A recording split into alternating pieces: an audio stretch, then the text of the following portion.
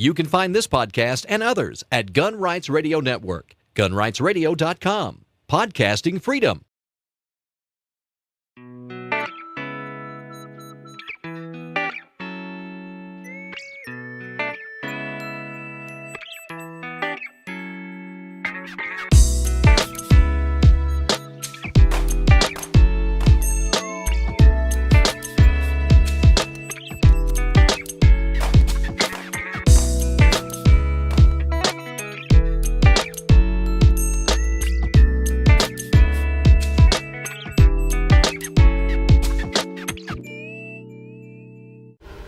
Well, hello and welcome to episode 25 of Shooting the Breeze, the formal gun podcast of WaltInPA.com.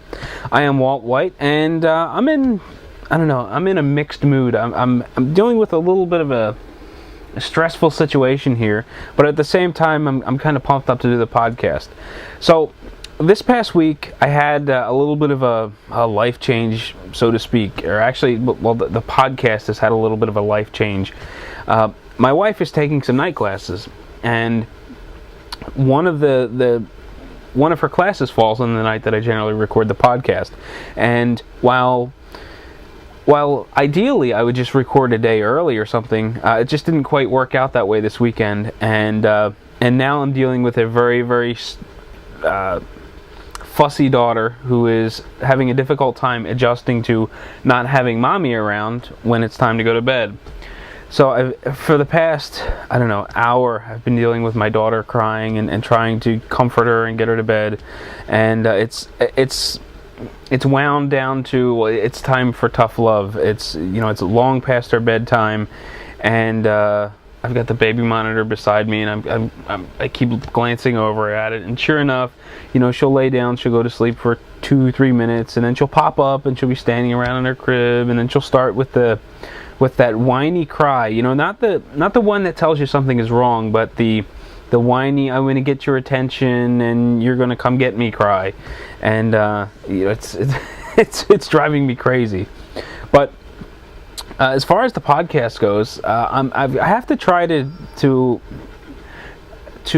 shuffle it around and present it or record it in such a way that I can manage to get all the pieces in on time and get it produced on Tuesday like I like. I'm kind of anal about getting it published on the same day every week. I want that consistency.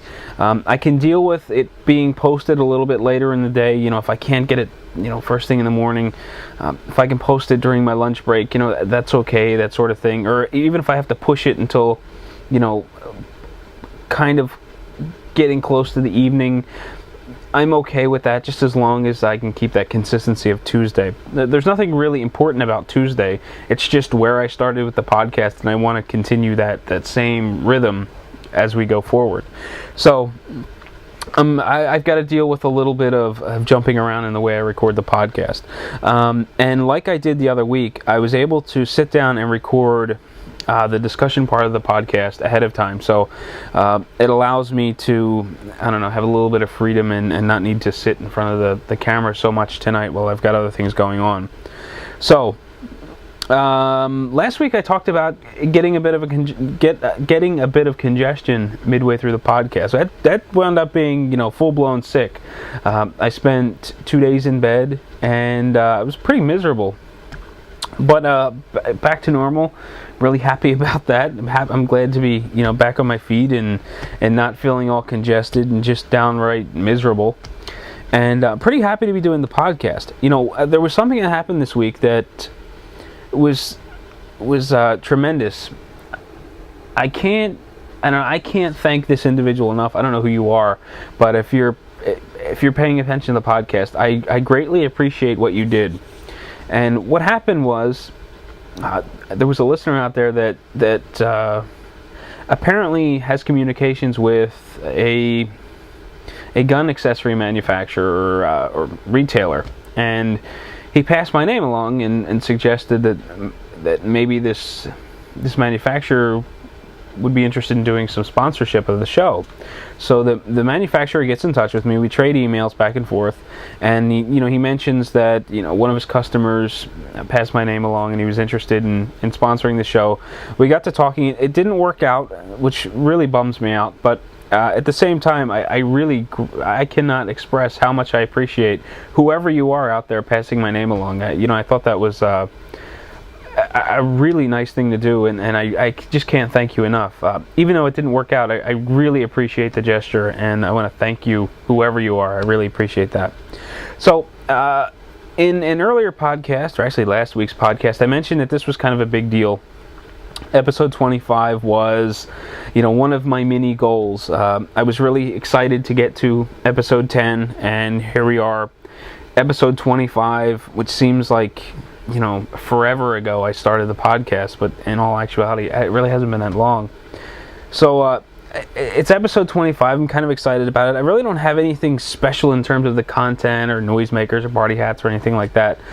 What I do have is a prize to give away, which really isn't much, but I have no use for it. So I want to give away this Walther Sub Companion little pocket knife.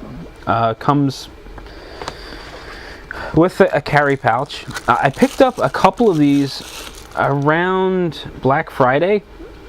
I purchased a couple of them from Midway to give away as Christmas gifts, and I bought one for myself, and it's just not my thing. I'm not quite happy with the knife, and I just didn't like the way it handled and felt. So I never carried it. I just stuck it right back in the box, and that was the end of it. And in addition to the knife, it comes with a carry pouch. So because I have no use for it, and people always love free stuff, if you're interested in this knife, you can win it. All I ask you to do is head on over to the the Walt NPA Facebook page, click on like, and consider yourself entered for the random drawing. I'll probably hold off until, I don't know, we'll give it 2 episodes. That's 2 weeks. So in episode 27, I'll randomly select a name from the people that like the Facebook page. If you already like the page, consider yourself entered. And if not, head on over to Facebook, look up Walt NPA, click like, and you're entered. I'll randomly select a winner on episode 27, announce it, try to get in touch with you to get your shipping information. I'll pack up your knife, send it out, and you have fun with it. Enjoy. So that's where we're at as far as the really long banter goes for the introduction, and it's about time to get rolling into the news. So sit tight and we'll get started. Well, in the news this week, we have 3 news articles to talk about, and because the discussion topic ran kind of long, and I'm not quite sure how long the rest of this podcast is going to be, let's get rolling right into it so that we can keep the flow going. So the first piece of news comes from WTSP.com. Looks like Channel 10 news for the Tampa Bay region. And, this particular piece of news has been going around quite a bit as of late, so you've probably seen it already. But it's entitled, NYPD Feds Testing Gun Scanning Technology, but Civil Liberties Groups Up in Arms. And it looks like this was originally published by CBS New York, and it goes on to say the NYPD is stepping up their war against illegal guns with a new tool that could detect weapons on someone as they walk down the street. But is it violating your rights to privacy? Police, along with the U.S. Department of Defense, are researching new technology in a scanner placed on police vehicles that can detect concealed weapons. You could use it at a specific event. You could use it at a shooting-prone location. NYPD Commissioner Ray Kelly told CBS 2's Hazel Sanchez on Tuesday. It's called a terahertz imaging detection. It measures the energy radiating from the body up to 16 feet away and can detect anything blocking it like a gun. And the idea is causing quite an uproar on both sides of the privacy issue. I think it's good. People will be safer, and it will be a safer environment, Jessica Ramos says. If it's going to make us safer as citizens, I'm okay with that, said Lori Sampson of Lake Ronkonkoma. I think it's all about invading people's lives more and more and more, Antonio Gabriel said. It's defending a privacy issue, but it's for our safety, so it's just one of those things, a double-edged sword, added Clarence Moore of Union, New Jersey. Police Commissioner Kelly said the scanner would only be used in reasonably suspicious circumstances and could cut down on the number of stop and frisks on the street. But the New York New York Civil Liberties Union is raising a red flag. It's worrisome. It implicates privacy, the right to walk down the street without being subjected to a virtual pat-down by police department when you're doing nothing wrong, the NYCLU's Donna Lieberman said. We have involved our attorneys, and as we go forward with this issue. We think it's a very positive development, Kelly said. People in the street have differing opinions on the price they'd be willing to pay for safety. There are a lot of cameras already here, so as people walk, they're being filmed, and most of the time they don't know it, said Jennifer Bailey of Jersey City. If they search you, you're not giving consent, so they can do what they want, meaning they can use that as an excuse to search you for other means. I don't think that's constitutional at all, Devin Thomas said. I don't agree with it. I have the belief that if you forego some of your freedom, then it's not freedom at all, said Erwin Morales of Hoboken.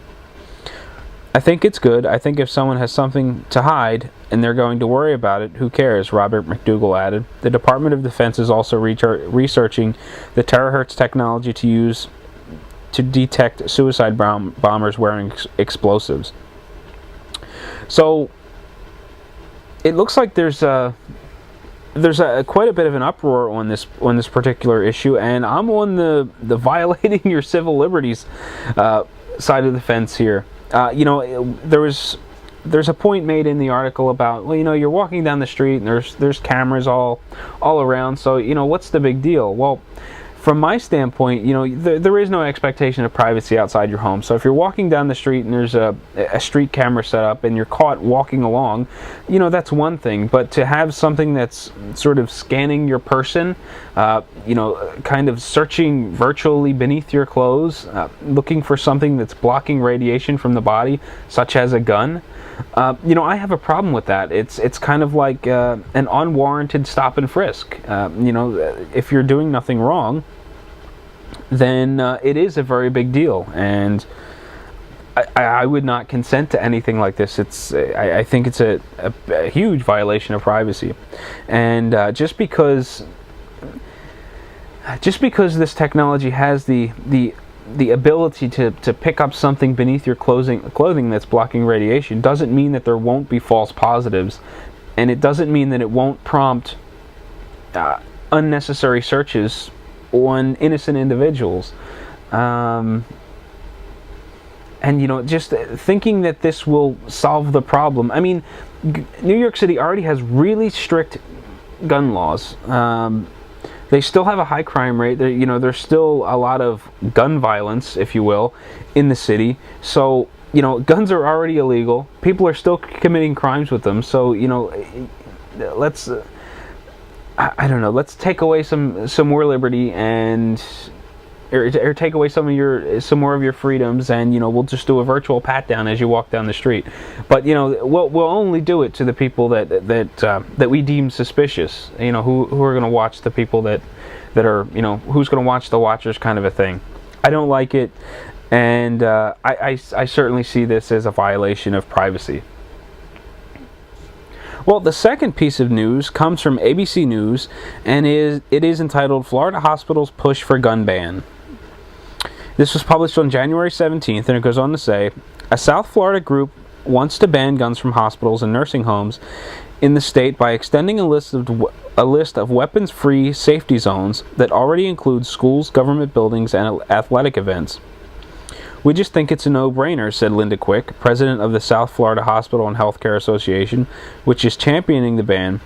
It's an emotionally charged environment. I just think if you have places where guns are not allowed, hospitals ought to be one of them. Concealed weapons are also prohibited in bars and other businesses licensed to sell alcohol under Florida law. The SFHHA has been pushing for the ban since 2000, but the National Rifle Association said it would continue to oppose any such legislation. Very simple. People should not be denied the right to defend themselves just based on their choice of profession, NRA spokesman Andrew Arulanadam told ABC News. I'm sorry, I butchered that name, and I'm not going to try to pronounce it a couple of times until I think I get it right. Just because someone's a doctor or a nurse, that does not mean they're less immune to crime. As for patients, family and other visitors to medical facilities, this Arulanadam said that they should not lose their rights just because they cross an arbitrary boundary or line. Crime can and does happen everywhere, he said, but we trust good people to do good things regardless of where they are. That's why we fought for self-defense laws. We think it's reasonable for law-abiding people to have a means of protecting themselves outside their homes. But when emotions run high, guns can put the safety of others at risk, Quick said. For the same reason sports events and bars are on the safety list, emergency rooms and hospitals can get pretty testy, she said. It's not that we object to people having the right to carry a gun, we just want hospitals to be among the places where they're not welcome. We've heard these same tired arguments for over 2 decades. Aruland Dam responded. I'm butchering this name. These are the same tired arguments used when the right to carry movement began. When asked why hospitals should be treated differently from schools, government buildings, and athletic fields, he said that it was a matter of security. When there's a sporting event or a concert, there's armed security and law enforcement present. But in some of these other areas, there's no adequate security, he said. That's a problem that needs to be addressed. This is not the first time Florida gun laws have entered into the healthcare realm. In 2011, Governor Rick Scott signed a bill that barred doctors from asking patients or their families about guns at home. A federal judge is still deciding whether the law violates doctors' free speech rights. So, it's just another one of these gun bans propping up, or arguments fighting for a gun ban, just in another location. I'm not quite sure I see the big deal on a gun ban in a hospital. I mean, I suppose I can see it as an emotionally charged environment, but I don't see how the hospital is much different from any other public place. I just think that this is another one of those just feel-good things, because someone sees the potential for something bad to happen. They want to kind of be proactive and strip away your rights to carry a firearm in this particular place. I just don't see where this is going to do a whole lot of good, aside from taking rights away from law-abiding citizens. It's kind of like that motivational poster. If you've ever seen it, it's a bunch of stick figures, and in the middle there's a guy standing there with a sign that says, no zombies within the circle, and there's like a big circle drawn around them, and you've got like these stick figure zombies all around him, as if this no zombie sign is going to prevent these zombies from coming into the circle and eating his brain. It's the same thing with firearms. You're only going to keep out the people that that are honest and have good intentions in mind. People that are hell-bent on eating your brain are going to come in the circle. The same thing goes for gun laws. Just because there's a sign that says no guns allowed doesn't mean it's going to prevent anything. All you're going to do is prevent me as a good guy from entering your establishment with a firearm. Now I go in defenseless, and if some crazed lunatic comes through the door, guns blazing, where does that leave us? Your sign isn't going to protect me, and I'm left defenseless. So I really don't see how this is going to do much good, and I hope it gets struck down and nothing happens, and hospitals remain a gun-friendly environment. For the third and final piece of news, I have an opinion piece that I came across today, and I thought it was kind of interesting. It comes from Pantograph.com, and it is entitled, "For Reporter, Taking Gun Course Tweaks Opinion." And it was published on January 22nd, and it goes on to say, "Personal bias is something journalists are trained to avoid when they cover the news. When I started working on a story about the controversial issue of concealed carry of weapons in Illinois, I was forced to face my own bias. I have never lived in a home with guns and considered myself the quintessential anti-gun nut. My aversion to guns and my long-held belief that less is better when it comes to firearms in the hands of anyone other than peace officers or soldiers is rooted in my experience as a journalist. I have witnessed firsthand the harm and carnage that comes from people wielding guns. The images of a heart or a head riddled with bullets and stories of the aftermath of gun violence have always stayed with me. To help me better understand gun ownership and the reasons people support the idea of carrying a concealed gun outside of their homes, I signed up for a 2-day class at Darnall's Gun Works and Range west of Bloomington. Driving to the class early one Saturday, my innate opposition to all things that fire bullets spoke to me. Have you lost your mind? You hate guns. You'll shoot your eye out. But novice shooters are nothing new to the range owners Sue and Don Darnall.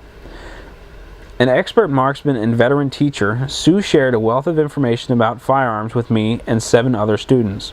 She drove home the point that aiming a loaded gun requires a coordinated effort between the head and the hand, and if that coordination fails, tragedy can happen. I wondered how many people who have purchased guns really understand the awesome responsibility, or have bothered to attend any training. Requirement if a concealed carry law is enacted in Illinois.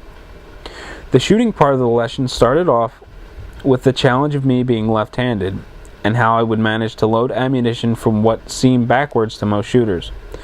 Sue and her son Scott patiently taught me how to correctly wrap my reluctant fingers around a .22 caliber handgun. I found myself so focused on doing the right things, standing solidly so I didn't tip backwards, keeping my finger away from the trigger until the right moment, and looking down the sights with one eye closed, that I was able to set aside the voice who hates guns.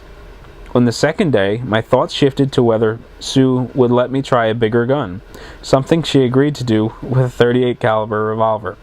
I made 2 observations about the upgrade. Loading was easier and the shots left bigger holes in the target.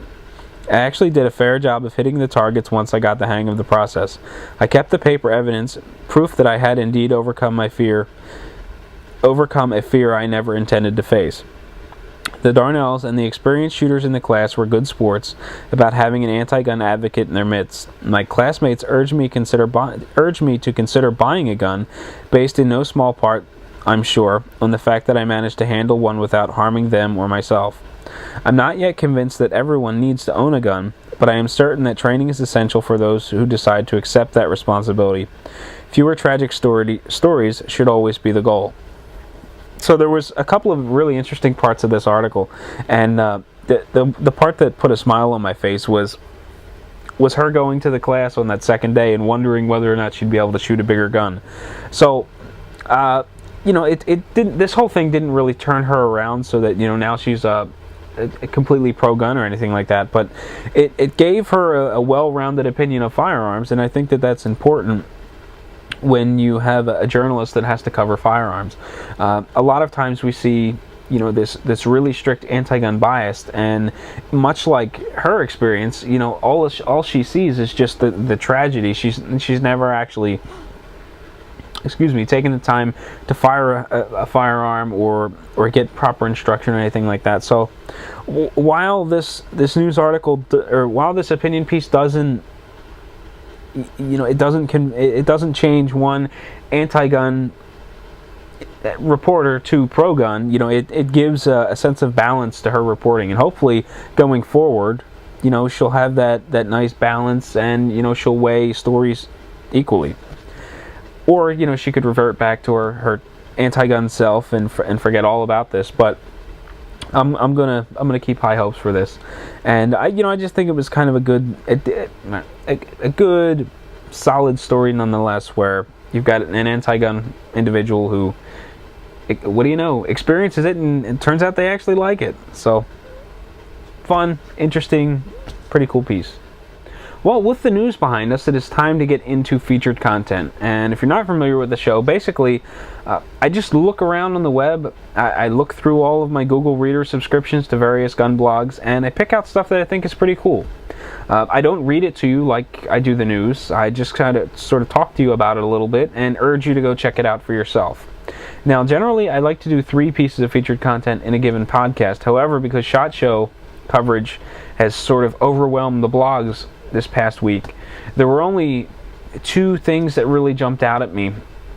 To be quite honest with you, there was only really one that jumped out at me, but I didn't want to do just one, so I picked the next best thing that I thought was kind of interesting. So this week I've got 2, and the first one I want to talk about is episode 55 of the Power Factor Show, and this is entitled, the episode is Local Rules. The Power Factor Show is a video podcast that talks about competitive shooting, practical shooting. So they do USPSA and IDPA coverage. They do some stage breakdowns. They talk about the sort of in-depth discussion topics of these sports. So if you're looking to get some gunsmithing done and work on or have an open gun built for you, they've discussed it in the podcast. If you're interested in learning how a level 2 match is put together and run, there's also a podcast on that. And these are the types of things that they cover on the Power Factor Show. And it's because I'm into practical shooting and USPSA in particular, I really like watching these episodes. I don't get to do it nearly as often as I like. However, I sat down last night and I had a little bit of time to kill while I was doing some other stuff, and I watched episode 55. And I thought it was really good. One of the things they were talking about actually happened locally to an extent. They're talking about local rules, and it seems as though there's a lot of heated discussion as of late on local clubs trying to change the rules a little bit so that they work out a little better for their club. So, for instance, one of the clubs that I shoot USPSA at is in a very developed area.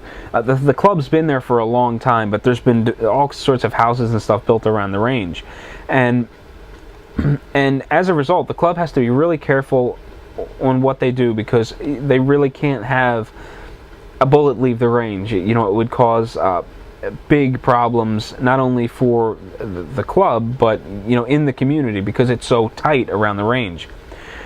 So you have to be really careful during a USPSA match. It's not a big deal to reload with your gun up in front of your face.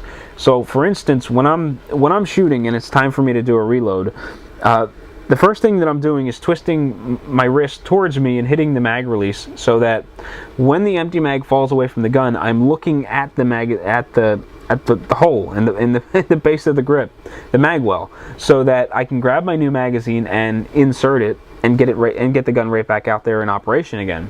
Well, when you've got your wrist twisted like this and you're looking in the mag well, the barrel of the gun is pointing up way over the berm. So potentially, if a round goes off, it's going to be in the development somewhere. This isn't a problem at my local club, or at the club that I shoot at. For one, you're not permitted to have your finger in the trigger guard during the reload. If you do, it's a DQable offense. You could pack up and go home early. You can't have your finger in the trigger guard when you're moving around. The only time your finger is to be in the trigger guard is when you're shooting. So when you're on the move, when you're doing reloads, your finger has to be out of there, and this prevents accidental discharges or negligent discharges. And there are some clubs that want to take it a bit further. They don't want the barrel pointing up over the berm, regardless of whether or not your finger is in the trigger. So it seems as though they're almost, I don't want to say accepting that negligent discharges are going to happen. It's almost kind of like, well, it's okay as long as the gun's pointed at the berm. And USPSA has the feeling that it's not okay regardless. But there is no rule that says that you can't have the muzzle of the gun pointed up over the berm during a reload. So there are local clubs that are trying to get sort of kind of like a variance or something, so that they can pass this rule onto their local club or their local match. And USPSA is denying a lot of these requests. And the guys are talking about this, how it seems to be more of a problem on the East Coast, because population density seems to be much higher around the ranges, whereas in the West Coast it's a bit more spread out and it really hasn't been an issue for any of them. And I mentioned that it happened to me because one of the clubs that I shot at, it wasn't a sanctioned USPSA match or anything like that. It was just an informal shoot. And during one of my reloads, out of habit, I do this. I try to reload and shoot these practice sort of matches all the same way, so that when I hit a USPSA match, everything is the same. I'm practicing towards shooting a certain way. And during the reload, I had the gun pointed up over the berm, and I kind of got my wrist slapped for it. And I was forced to shoot the rest of the match doing these really awkward reloads so that the muzzle was level and pointed at the berm. And he seemed pretty particular about wanting the gun level, which made reloading really awkward. But that was the only issue that I've seen pop up, and it wasn't at a local match. And there were a couple of other rules that were talked about during the episode, and I thought it was pretty interesting. One of the other really cool things about this particular podcast was toward the end of the show, they made mention that they've been getting a lot of requests for stage designs. People, if anyone had an interest in putting together a stage, they were accepting submissions to talk about in future episodes. And I've been wanting to do a little bit of stage design for a little while now, and this sort of got me to stop procrastinating. I spent a little bit of time putting together a stage, I submitted it, and I'm pretty interested in getting some feedback and maybe even seeing it featured on a future episode. So I've talked a lot about this one piece of featured content, but there's a lot there, and I found it to be really interesting. So head on over to the Power Factor Show and check out episode 55, entitled Local Rules. For the second and final piece of featured content, I have something that I saw pop up from the SHOT Show recently. And, I've been trying to avoid covering SHOT Show coverage as a featured content, because I just feel kind of overwhelmed. There's been so much of it lately that I haven't been able to really read a lot of it.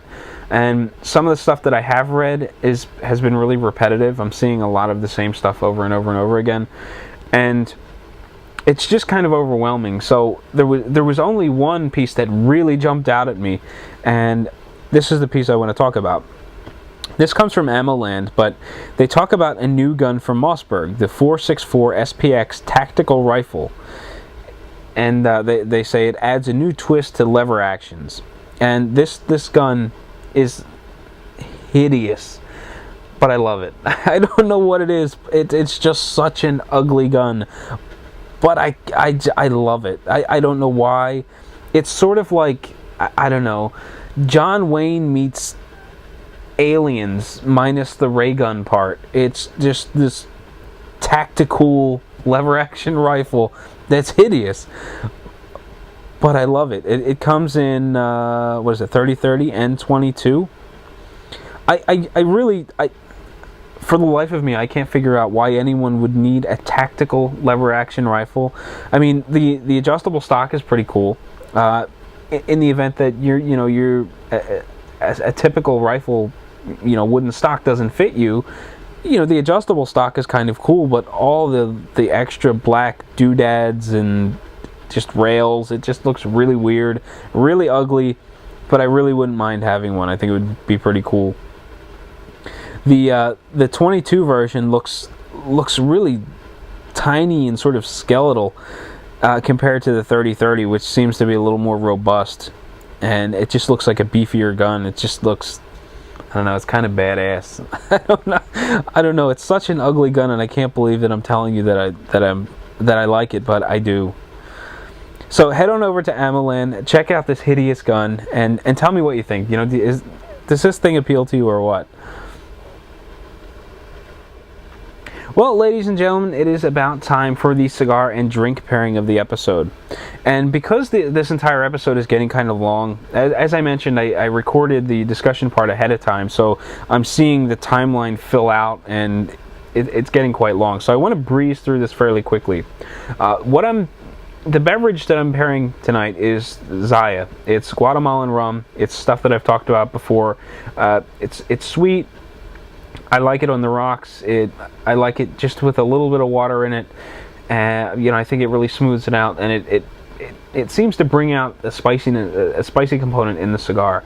I'm not quite sure why it does that, but even if there's just a really light spicy component to the cigar, the sweet rum seems to really bring it out, and I think it makes for a really interesting pairing when you have sort of a sweet rum like this with, in this case, an Alec Bradley Prensado.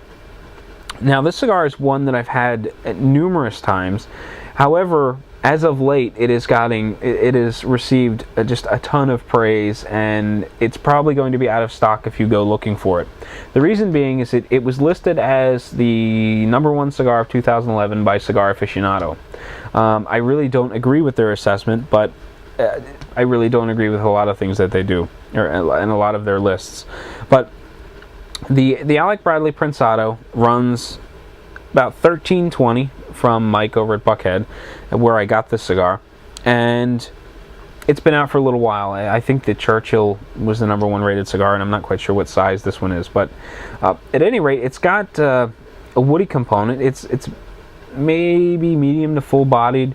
It's got a creamy texture, a little bit of a spicy component, again, that's really being brought out by the rum.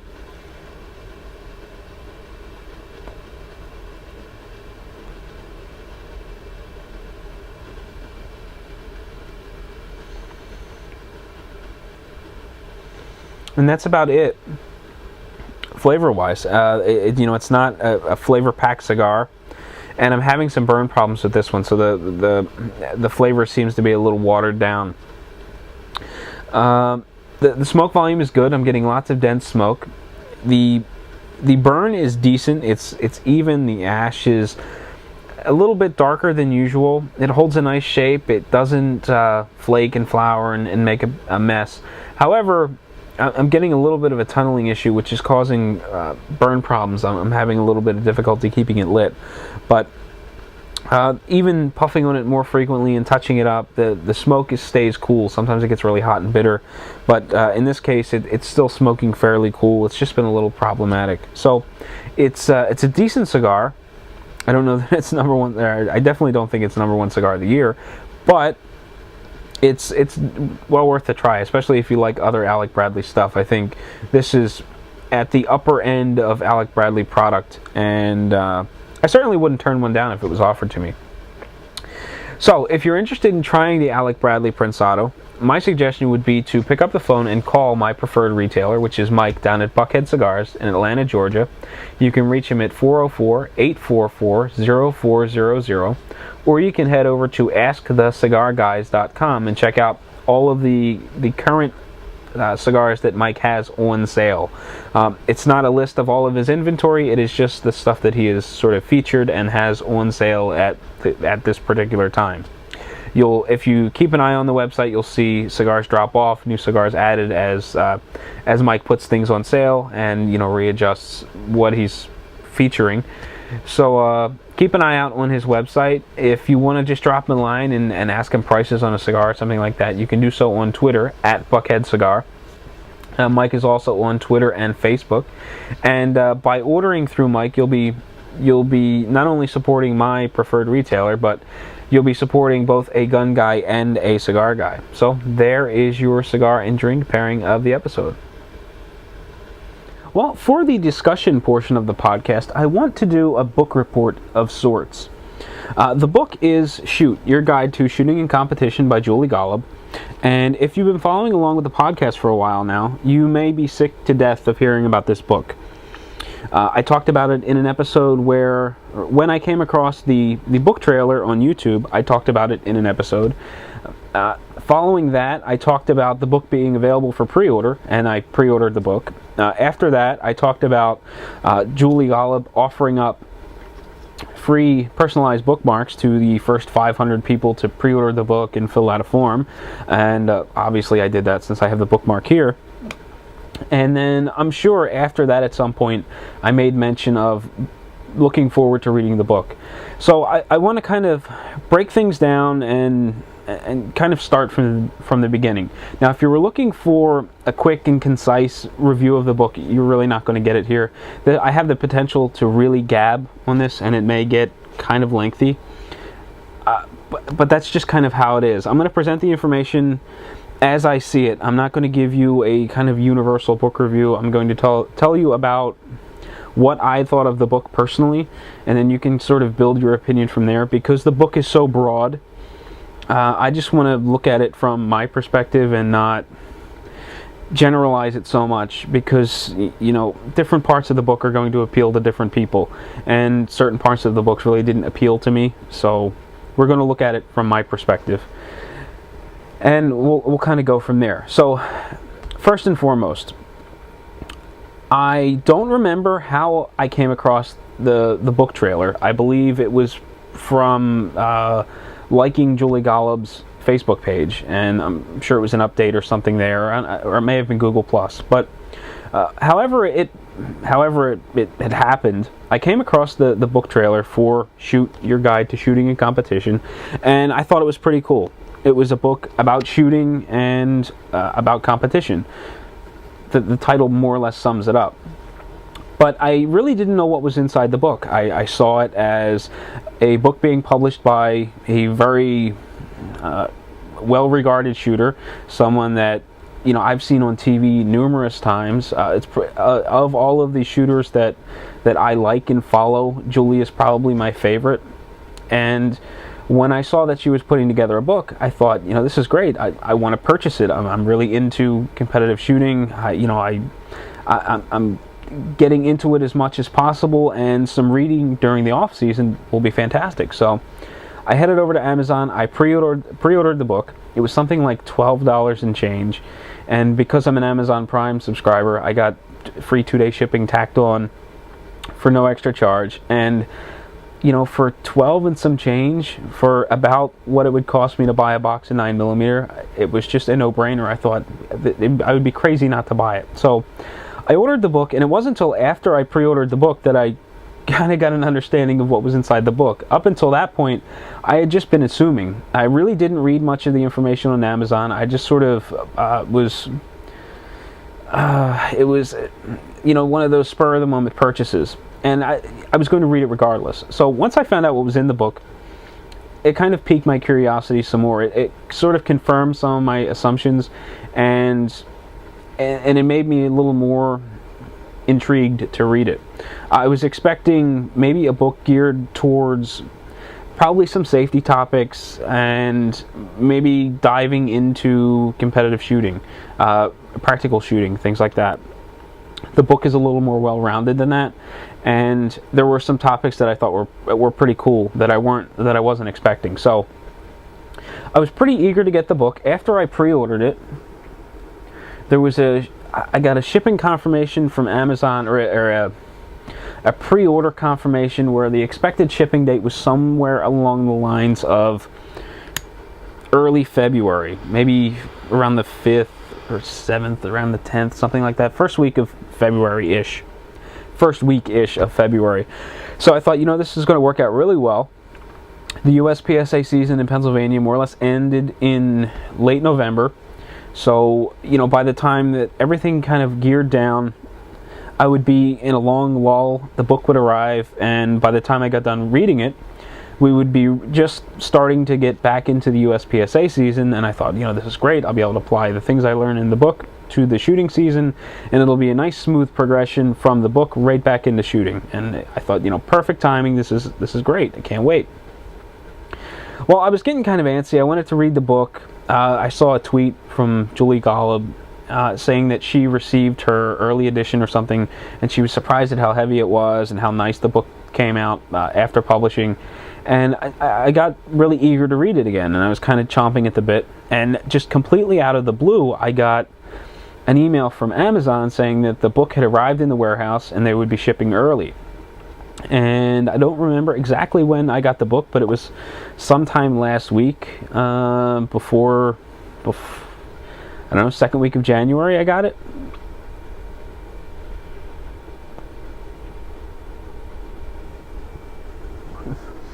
And I was really eager to read it. The book shows up, I get it out of the box, and I really am impressed with the book, First Impressions. And that's kind of where we're going to start from. We're going to start with this review of sorts. We're going to talk about the quality of the book first. And excuse me, I was really, really impressed. For a $12 book, I was expecting some little flimsy paperback. This is a paperback, however, it is tremendously heavy. The pages on the book are borderline cardstock. I mean, they're really heavy. It makes the book really heavy, and I think that I could read this book right in the margins, highlight it, do whatever I needed to do to the book, and throw this right in my range bag and never have to worry about it coming apart. The cover might get beat up, but the pages are just so heavy and the binding seems really well done. I don't think that this thing would fall apart in the range bag, even, getting banged and slammed and things like that. So the quality of the book was really impressive. Another nice thing about the book is that it has a variety of high quality graphics inside. That one's kind of small, safety glasses. We'll jump further. We have some graphics of different firearms, high quality photos. As you get further into the book, there is actual images showing different techniques and do's and don'ts kind of things, and I thought that was great. There's even some more later on in the book, and some more do's and don'ts kind of a thing, or actually this is a step-by-step on reloading. But the high quality photos, it's well written, nice and heavy. As far as I'm concerned, this was a hell of a buy for $12, regardless of what was inside. Just the construction, the quality of the book itself was really impressive. So, now that I'm done rambling on and on about how impressive the build quality was on the book, let's talk about what makes up the book. So, even though I didn't feel as though it was necessary for me to read this book cover to cover, I did, and I did it primarily just to say that I read the book cover to cover. And some parts were hard to get through, and other parts weren't. So there's a foreword, a preface, acknowledgments, introduction. All of that's kind of good, and it gives you a sort of a personal vibe from the author. And I thought that was pretty cool. The first chapter is on safety, and there's really no problem with brushing up on safety, regardless of how often you shoot. So that was kind of nice. There was a second chapter on why you should shoot, which was pretty good. Chapter 3 on women shooting was interesting. She goes on with 411 on guns, and then that's where the book sort of hit its lull. From here on forward, Julie breaks down the different types of competitive shooting, and the first one she gets into is NRA Precision Sports. I don't want to sound negative, but this was just the NRA precision portion of the book was really, really tough for me to get through. It felt like I was reading the same thing over and over and over again, and not because Julie was getting repetitive on purpose, but I had no idea that there were so many NRA Precision Sports, and I had no idea that there were so many with small variations, and Julie goes through each variation. So it's sort of a synopsis of each style of NRA precision shooting, and it gets kind of repetitive because the sports are kind of repetitive, and it goes on for quite a while, a good number of pages. And if I can, so for example, there's a section of the book on NRA conventional pistol, and then it breaks down into service and any, and then there is another portion on NRA precision air rifle, NRA sporter air rifle, NRA small bore, NRA international style. Then there's small bore and small bore sport rifle, 300 meter free rifle, 300 meter standard rifle, air rifle, and all of the NRA Precision Sports sort of have these secondary or breakdown portions. And because I have absolutely no interest in NRA Precision Rifle, it was difficult for me to get through. It's not to say that it was poorly written or anything like that. I thought the information was good. I just wasn't really interested in it, and it was one of those things where I was reading it just to get through it, and that was the only unenjoyable portion of the book. Not to kind of spoil where I'm going with this, but after NRA Precision Sports, there is Olympics shooting sports, and I really have no interest in Olympic style sports either. However, some of it was pretty interesting. I thought the biathlon stuff was tremendously interesting, combining precision rifle with cross-country skiing. I thought was really interesting, so I read it, and I enjoyed that portion of the book. After that, we started getting into the stuff that I'm into. So like halfway through the book, it really starts picking up, and I'm really getting into it, and I'm turning pages faster and faster, and my reading sessions are getting longer because I'm really engaged in what I'm reading.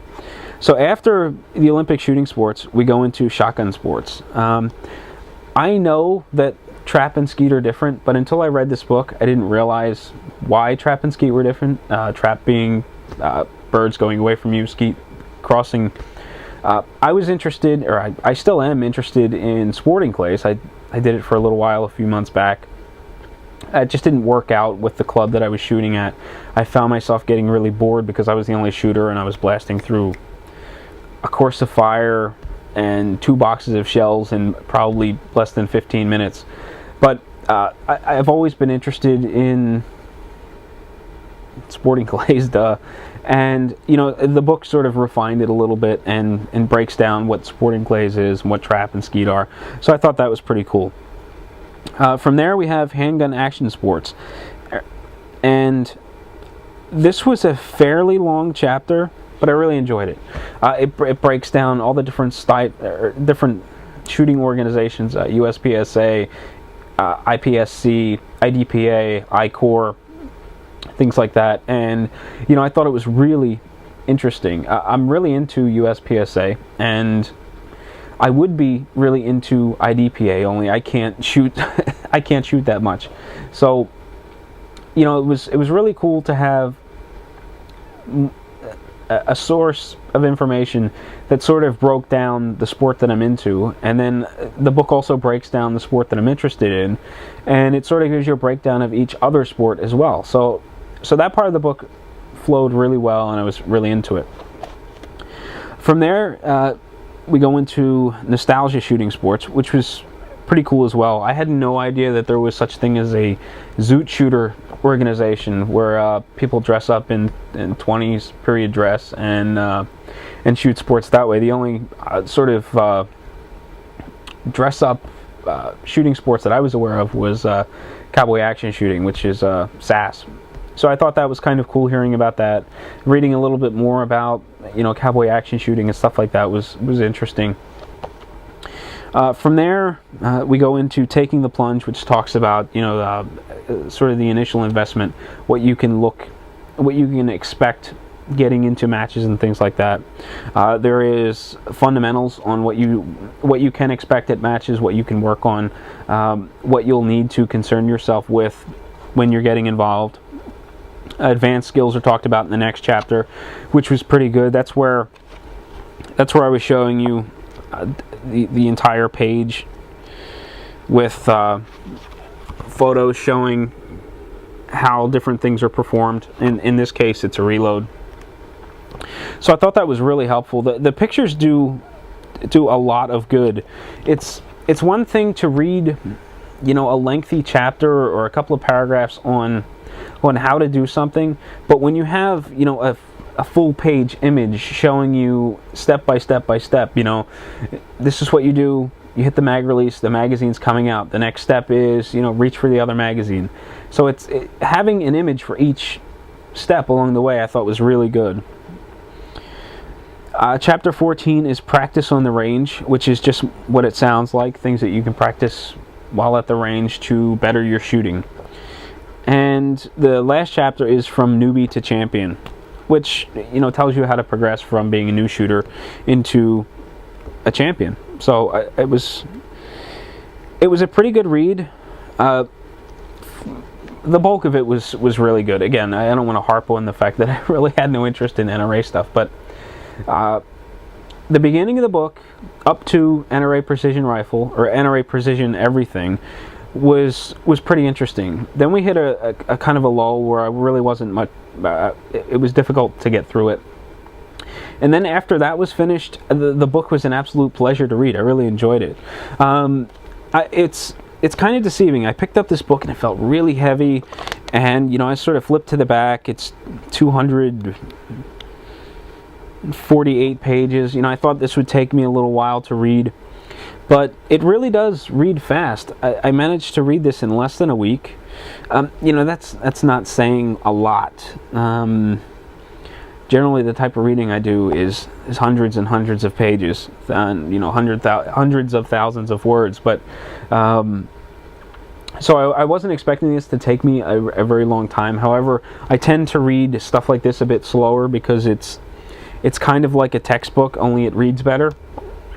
So there was a lot of information to gather in the book. So I was expecting it to take a little bit longer, but the pages turned really fast, and I was really happy with it overall. So that more or less sums up my thoughts on the book. For $12 or a cover price of $16.95, I think this is an absolute steal. For the price, it gives you a lot of information. Now, you're not going to read this book over and over and over and over again. I think once you read this book once, then it becomes sort of a resource manual. So I get a phone call from a buddy of mine who says, hey, you want to come out and shoot such and such an NRA match. I don't know, let me look up and get the gist of it really quick. And okay, you want to do NRA high power rifle? I can sort of read the synopsis, get a general idea of what it's all about, the different I guess sort of subcategories of it, and make a decision based on that. I don't have to hit Google and spend a bunch of time reading different things. I can get a really quick, down and dirty sort of synopsis on the sport. And then after you get down the breakdown of what's going on, the later portions of the books, as far as practice goes, is stuff that I'll probably read more than once. Reading the book cover to cover probably won't ever happen again, but the later portions of the book, most certainly. There was another part of this book that I really thought was good.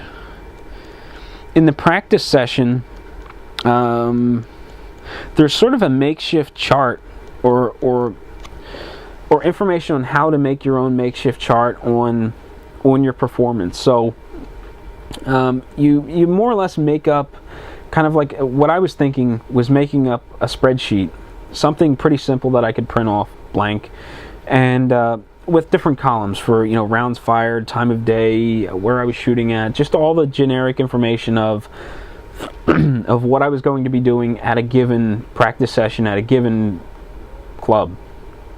And it tells you to have space for other things, what type of shooting you're doing, how many rounds you're firing, all that information, so that you can create a journal of sorts and look back and see how beneficial your training was, if you're looking for trends and things like that. So I may put something together that I can scribble down notes, then bring it home and put it into a database of sorts. I'm kind of nerdy like that, and I like to have all that sort of information at my beck and call, and combine that with all the video crap that I drag to the range, and I've got the makings for a tremendous video diary with written notes and everything else. So I really enjoyed the book.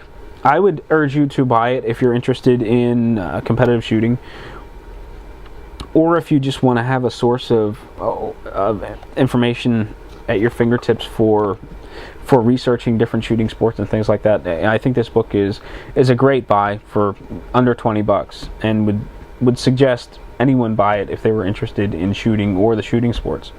So, looking down at the clock, almost 21 minutes of me rambling. It's definitely not your quick and concise book review, sort of book report kind of a thing, but that's my thoughts on Shoot, Your Guide to Shooting and Competition by Julie Golub. Well, it is about time to wrap up the podcast. I want to thank you for watching episode 25 of Shooting the Breeze, the formal gun podcast of WaltNPA.com. Really appreciate all the support that I've gotten. Some of the feedback that's been popping up on the Gun Rights Radio Network forum has been great. It's been a lot of fun conversing with some of the listeners there.